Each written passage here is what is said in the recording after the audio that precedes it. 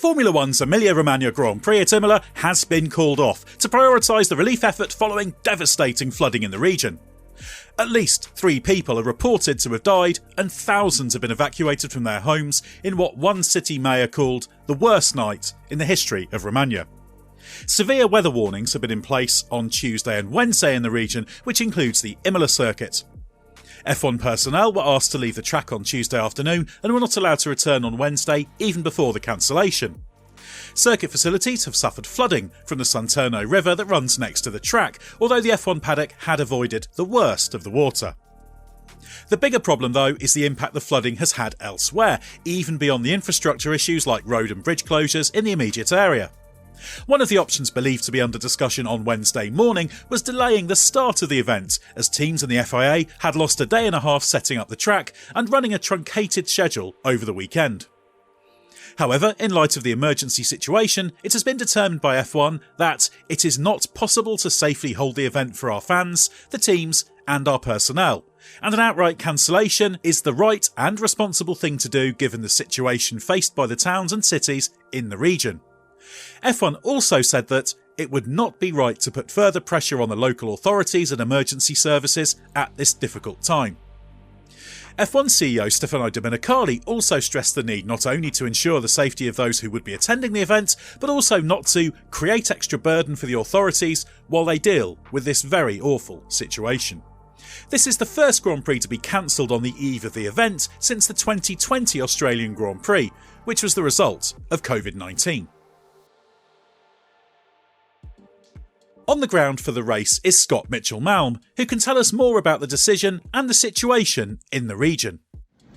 As trips to Formula 1 races go, this has been the shortest I've ever done. I have been to doomed Formula 1 races before, like Australia in 2020, but this was very different. Unfortunately, I don't think F1 could really do anything other than say that they were trying to pull the event off if they could and evaluate things.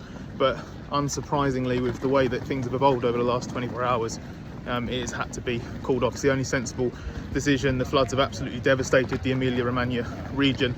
It would have been incredibly irresponsible to direct resources and personnel away from the relief effort, which is obviously the number one priority. So doubtless plenty of people will be doing what I'm doing right now, which is trying to come up with emergency travel options to relocate home, but we're obviously far from the worst affected by this situation, and hopefully everything can be done to assist those that have suffered far more greatly than we have. So it's clear that there was little choice but to call off the event. There was also a groundswell of support from the teams and drivers, with many backing the decision and offering their best wishes to the region as it tackles the impact of the floods. What is positive is that this was handled far more clearly and decisively than the last cancellation in Australia 2020. The comparison is limited in that there's a profound difference between the horrendous scenes of flooding unfolding in the region and the early uncertain days of the COVID-19 pandemic. But failing to officially call things off in Melbourne until tens of thousands of people were queuing up at the gates on Friday morning was inexcusable. And with the situation in Italy, a similar situation this weekend would have caused significant problems. When confronted with dynamic and evolving situations, a delicate balance is required between reacting in the right way and avoiding overreaction. While the threat was clear, heightened by the red alert warning issued covering Tuesday and Wednesday, it would have been illogical to cancel the race purely as a precaution. After all, there will be an economic impact for the local area, so abandoning the event needlessly would simply have made a terrible situation slightly worse. But interim action was taken, with F1 emptying the circuit, adjacent to the Santerno River, of personnel as a precaution. In the background, the discussions and constant process of evaluation were ongoing. Throughout, F1 was calm, consistent and informative. What's more, the time that passed between it becoming clear the event would be cancelled and it being made public was brief, which is to the credit of everyone involved in making that decision. It would have been bad for F1 to even be seen to be considering pressing on with the event once there were calls from the top of government to cancel it and the scale of what's unfolding in Emilia Romagna became clear. But while this outcome might seem obvious, history tells us that very often the right path is not taken. Yes, it was made easier by the fact the authorities were clearly pushing for the cancellation, which made it more straightforward in terms of liability, but given the way Australia 2020 played out and the mishandling of the race that never was at Spa in 2021, it's not something that should be taken for granted in F1, even if the situations were all different. There was widespread criticism of how Spa and Melbourne were handled at the time, including from the race, so it's only right and proper that when something is done right, credit is given, even if it might seem, from the outside, straightforward. For the Grand Prix circus, the next step is obvious. Once allowed back into the circuit, they will pack up and move on to the next race in Monaco. The obvious question is whether the Imola race will be rescheduled for later in the season. While this is possible, the race understands it is extremely unlikely given the congested calendar.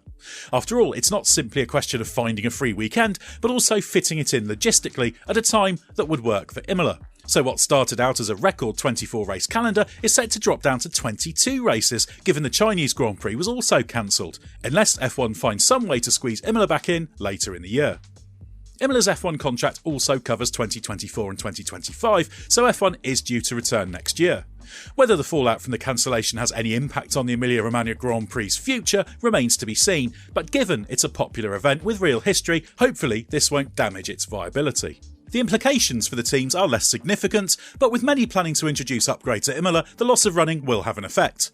In particular for Mercedes, which was intending to introduce a major upgrade package that represents its change of development direction, including new front suspension, side pods and floor. Those teams will now have to decide whether to run their upgrades at Monaco, which is an unusual track that is hardly the best place to trial new parts. If not, the following race in Spain will present the ideal opportunity to do so. But this all pales in comparison to the situation in Emilia-Romagna right now. What really matters is that the focus is on dealing with the horrendous situation there without F1 getting in the way.